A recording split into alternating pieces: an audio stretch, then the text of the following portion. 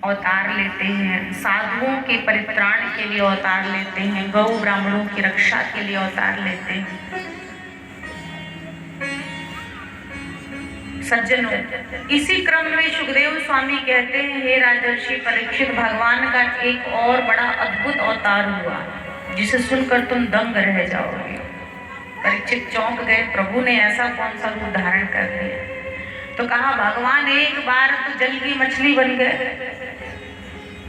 हरे राम राम, जल की मछली बन के आ गए भगवान, मछली का अवतार ले लिया। हाँ, परीक्षित भगवान मछली बने, मत्स्यावतार ले लिया। लेकिन आप ये बताएं गुरुदेव कि आखिर मछली का रूप धारण करने की उन्हें क्या आवश्यकता पड़ी? मछली क्यों बनना पड़ा? कृपा पूर्वक मुझे वह पावन प्रसंग सुनाइए। एक बार की बात है, सत्यव्रत नाम के राजा स्नान कर रहे थे और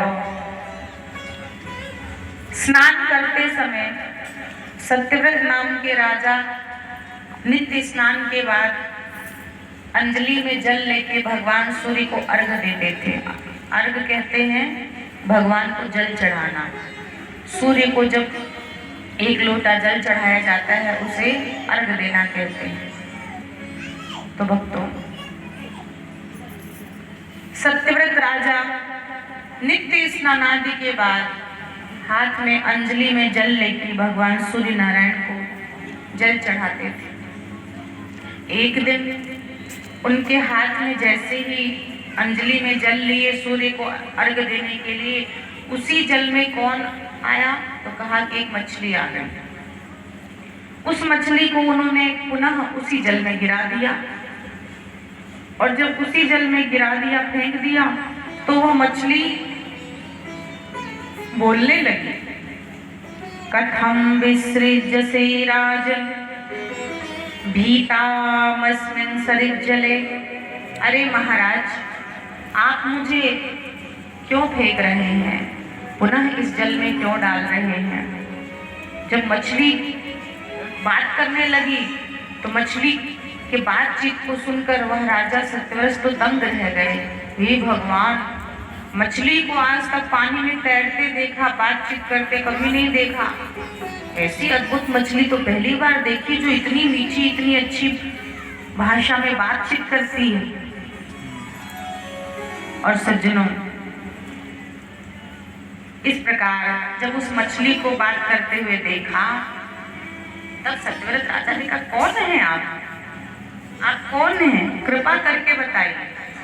सज्जनों, तब उस मछली को उन्होंने एक कमंडल में ले लिया, जो कमंडल लेकर गए थे उसी कमंडल में डाल लिया और कमंडल में डाला तो देखते ही देखते वो मछली तो कमंडल से भी बड़ी हो गई।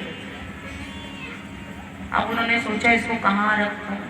एक सरोवर में डाला और देखते देखते उस सरोवर में जाने के बाद उस मछली का जो आकार था उस सरोवर से भी विशाल हो गया। उसमें भी मछली फंसने लगी, समा न सकी। तब उस मछली के भीतर से फिर से आवाज आई, राजन राजन, मुझे इसमें कष्ट हो रहा है। तब उन्होंने कहा, क्या करूं, तुम्हें कष्ट हो रहा है तो तुम बढ़ जाती हो इतनी जल्दी, क्या करें?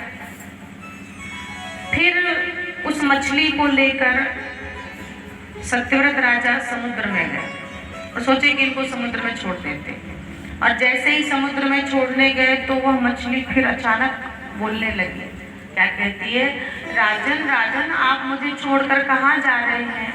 मुझे अपने संग ले चलिए। तब सत्यव्रत राजा समझ गए कि ये कोई सामान्य मछली नहीं है और हाथ जोड़ लिए और कहने लगे कि भगवान, अब बता ही दीजिए कि आप कौन हैं और लीला क्यों कर रहे हैं? आपने मछली बनकर ऐसा अवतार क्यों लिया?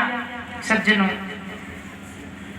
जब भगवान सत्यव्रत राजा हाथ जोड़ लिए और शरण में आ गए तो उसी मछली से भगवान विष्णु प्रकट हो गए। बोलिए मत्स्य भगवान की। उसी मछली से भगवान प्रकट हो गया, अवतार ले लिए। और भगवान का अद्भुत रूप देखकर तो सत्यव्रत राजा चौंक गए। भगवान नारायण आप और मछली से प्रकट हो गए। भगवान ने कहा, हाँ सत्यव्रत, यह मेरा मत्स्य अवतार है, मैंने अवतार लिया है इस रूप में।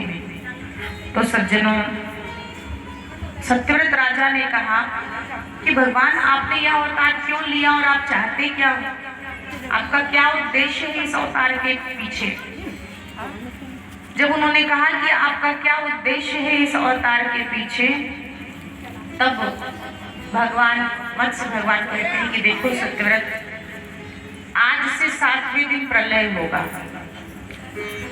7वें दिन प्रलय होगा, सारी धरती जलमग्न हो जाएगी, सारी धरती, सारी दुनिया, पृथ्वी ये समुद्र में डूब जाएगी। और उसी समय एक नौका तुम्हें दिखाई पड़ेगी। उस नौका पर सप्तर्षि बैठे होंगे और उस नौका पर सप्तर्षि बैठे होंगे। तुम एक काम करना, वासुकी नाग से मेरी सींग में बांध देना, वासुकी नाग से मेरी सींग में बांध देना।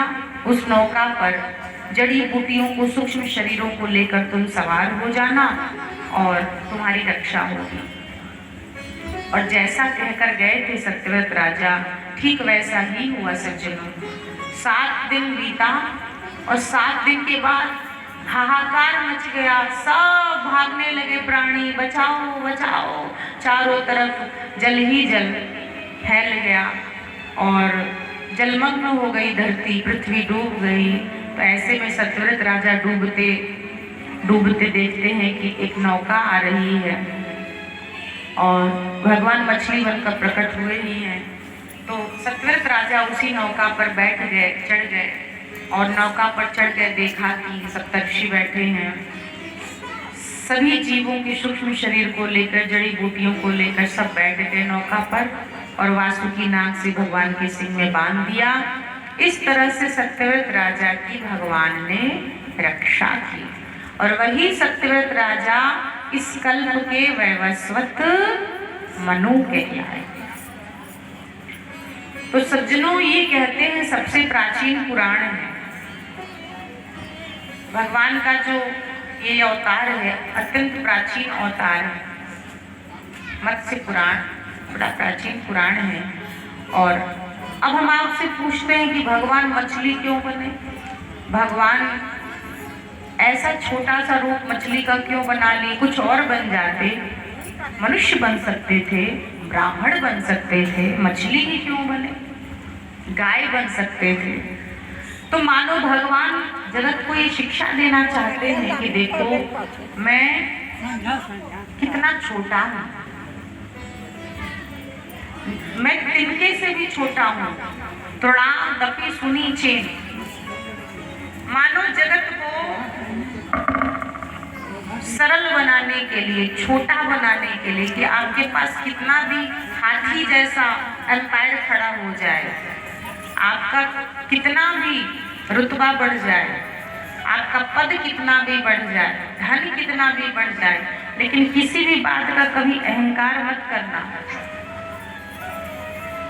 भगवान होकर भी भगवान नारायण कहते हैं कि देखो मैं मछली बनकर कितना छोटा बन गया। तृणागति सुनी चेन, तिनके से भी छोटा।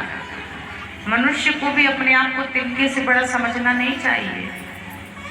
जैसे आंधी आती है तो तिनका उड़कर कहाँ से कहाँ चला जाता है ये उसको भी पता नहीं चलता। ऐसे ही तुम्हारी भी हालत है।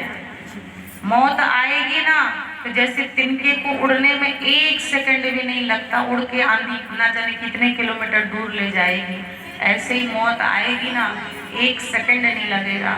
समय आ गया तो प्राण झट से निकल जाएंगे। कहने का अर्थ यह है कि अपने आप को गुमानी नहीं बनाना चाहिए। किसी भी बात का गुमान न करो भाई, न रूप का, न शरीर का, न माया का, न धन का, न गाड़ी का, न नाम का, क्योंकि ये सब यही धरा का धरा रह जाना है। तुम्हारे संग कुछ भी नहीं जाना है, तुम्हारे संग कुछ भी नहीं जाना है। इसलिए गुमानी नहीं बनना है, सरल बनना है, छोटा बनना है, अहंकार को छोड़ना है, अक्कड़ को छोड़ना है। हम सभी बहुत अकड़ में बैठे हैं। पता नहीं ना जाने किस बात की अकड़ हमारे भीतर है। मैं कहा करती हूँ, आप खुद से ही पूछ लिया करो कि मैं किस अकड़ में बैठा हूँ। क्या मैं पैसे के अकड़ में बैठा हूँ? तो पैसा तो इससे पहले राजा महाराजाओं के पास आपसे ज्यादा रहा है। आपसे अधिक धन वाले राजा महाराजा धरती पर आए, राज्य किए, उनका सोना चांदी रत्न हीरे आभूषण सब यही धरा का धरा रह गया, कुछ भी तो साथ नहीं गया।